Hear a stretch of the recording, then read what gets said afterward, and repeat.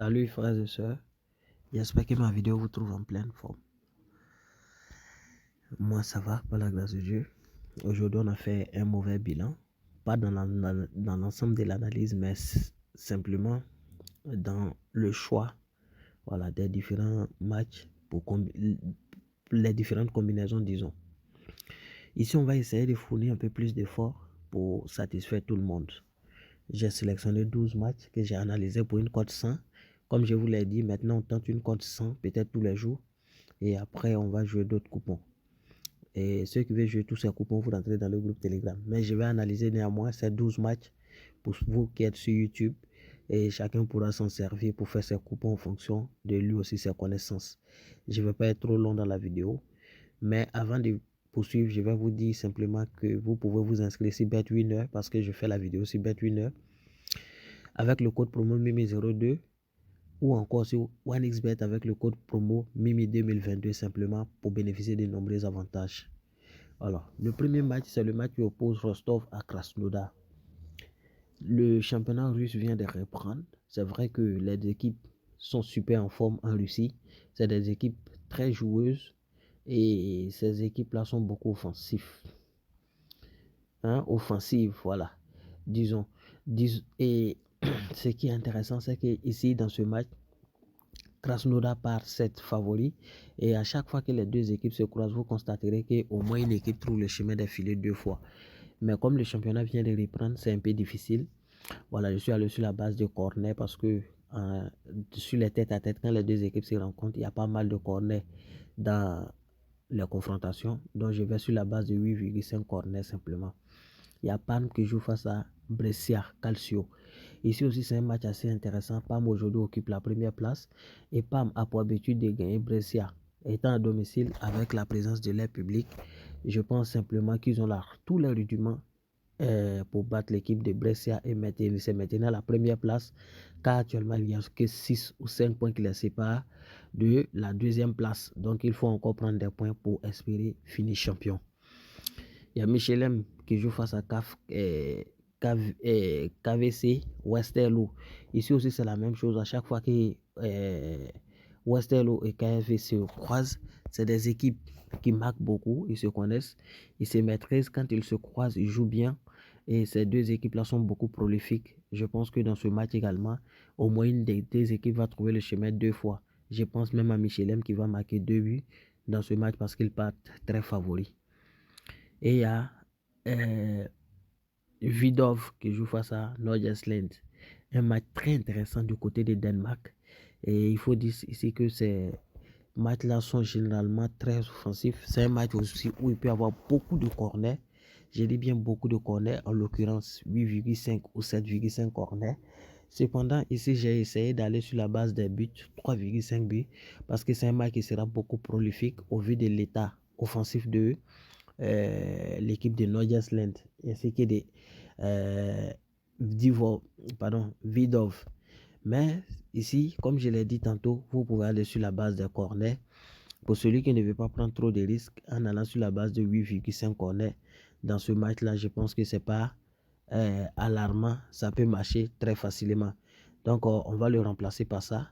Voilà, on va aller sur la base de 8,5 corners dans ce match. C'est assez intéressant. 3 buts aussi passent. Et juste après ça, il y a Stuttgart qui joue face à Union de Berlin. Ici, c'est pas à moi de vous apprendre. Stuttgart aujourd'hui occupe la 3e place derrière le Bayern avec 5 points d'avance sur la 4e place qui est Dortmund. Je pense qu'il faut encore prendre des points pour avancer. Et Union de Berlin, c'est une équipe très expérimentée. Vous la connaissez, l'année passée, ils ont beaucoup fatigué les équipes. Mais cette année, ça ne va pas trop. Donc, c'est un match qui va être beaucoup intensif. Mais Stuttgart pourra finir par trouver le chemin au moins 2 fois parce que je pense à 3 buts dans le match, d'où une équipe marque 2 buts pour minimiser les risques. Il y a Fortuna Düsseldorf qui joue face à Hambourg. Ici aussi, ce qu'il faut savoir, c'est que Hambourg aujourd'hui occupe la 3e place et cherche à prendre des points pour rejoindre la 2e place, histoire de se qualifier, n'est-ce pas, pour la Première Ligue l'année prochaine. C'est une équipe très expérimentée et Fortuna aussi, c'est une équipe très bien. Et je pense que dans ce match-là, simplement, une des deux équipes va trouver le chemin d'effiler 2 fois. Et puis il y a Eintracht Braunschweig qui joue face à Hans Bach Rostock. Ici, dans un premier temps, ce qu'il faut retenir, c'est que les deux équipes vont trouver le chemin d'affilée. Ils occupent respectivement l'avant-dernière et la 16e place. Donc, du coup, les deux équipes vont vouloir prendre des points pour s'éloigner de la zone rouge et ça va beaucoup jouer vers l'avant. Et ce match-là pourra se solder par plusieurs buts, mais ce match ne finira pas nul. Je pense que Eintracht Braunschweig est plus en forme. Et étant donné qu'ils sont à domicile, il y a longtemps qu'ils ne gagnent pas, c'est vrai, mais je pense qu'ils pourraient quand même marquer un but dans ce match-là. Pourquoi pas remporter le match? Parce que je vois que, vous voyez, c'est la 17e et la 16e place respectivement.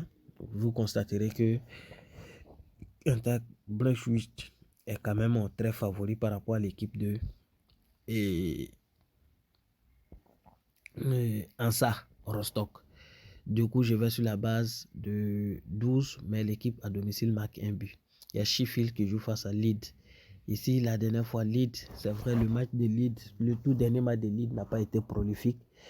Et demain, c'est vrai que Leeds est en quête de points pour détrôner un tant soit peu l'équipe de Ipswich qui joue le surlendemain. En cas de petite erreur, ils vont reprendre la deuxième place. Mais ce qu'il faut retenir ici, c'est que l'équipe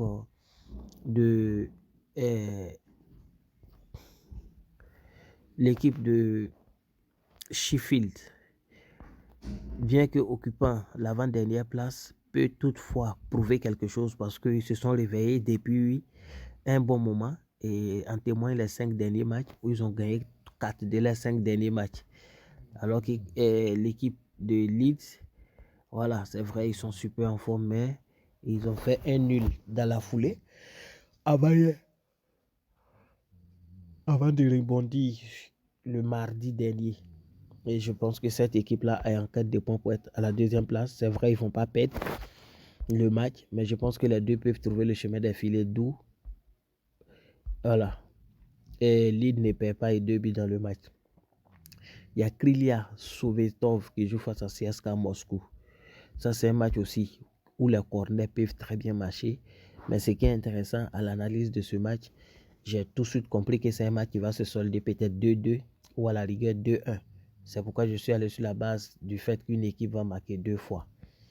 Et il y a Dnipro qui joue face à Rykiv. Ici, c'est au niveau de l'Ukraine. Dnipro occupe la première place actuellement et au détriment de Shakhtar Donetsk dans ce championnat. Shakhtar Donetsk occupe la deuxième place. Et ils sont en quête de points pour se maintenir à cette place. Et Rykiv, c'est vrai, c'est une équipe qui se bat un peu bien et occupe aujourd'hui la 6e place. Mais Dnipro est très lourd pour eux. Et je pense qu'au vu de l'état offensif de Dnipro, ils pourraient simplement battre le match. Mais je vais sur la base de 1 ou 2 et Dnipro marque un but. Il y a Shakhtar Donetsk qui joue face à Kolos Kovalivka.